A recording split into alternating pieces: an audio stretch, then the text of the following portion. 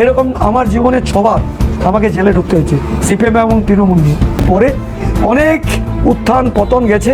সিপিএমের সময় আমার বাবা যেহেতু হিন্দু মহাসভা, আমি বিজেপি করছি, সিপিএমের রাজত্বে, জ্যোতিবাবুর রাজত্বে আমাদের যারা কমরেডরা ছিলেন, নাম করছি না, তার মধ্যে বিধায়ক ছিলেন বাঁকুড়ার জড়িয়ে, পঞ্চায়েতের প্রধানরা ছিলেন।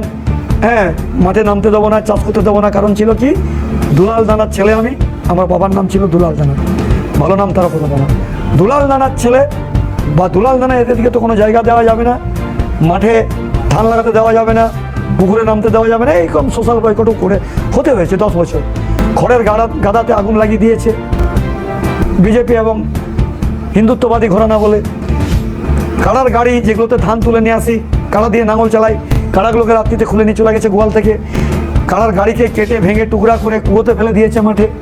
অনেক অত্যাচারের সম্মুখীন হতে হয়েছে, সেটা 10 বছর ধরে চলেছিল তখন সিপিএমের আমলে।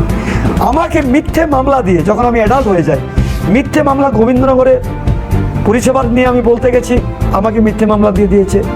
একটা পাড়ার ছেলে আমাদের রান ওভার হয়েছিল, তাকে পাড়ার ছেলেরা তুলে নিয়ে এসেছিল সিপিএমের আমলে। রান ওভার হয়েছিল, তার পরিষেবা দেওয়ার জন্য পাড়ার ছেলেরা গেছিলো, আমি সেদিন কিন্তু বাইরে ছিলাম।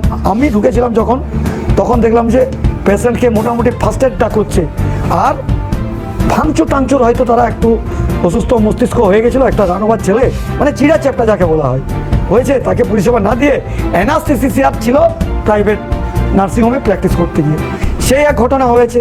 সেই ঘটনাকে কেন্দ্র করে মারপিট ভাঙচুর কী সব হয়েছে জানি না, সিপিএম ইন্টারন্যাশনালে আমার নামে পার্টিকুলার কেস দিয়ে আমাকে জেলে ঢুকে দিয়েছে।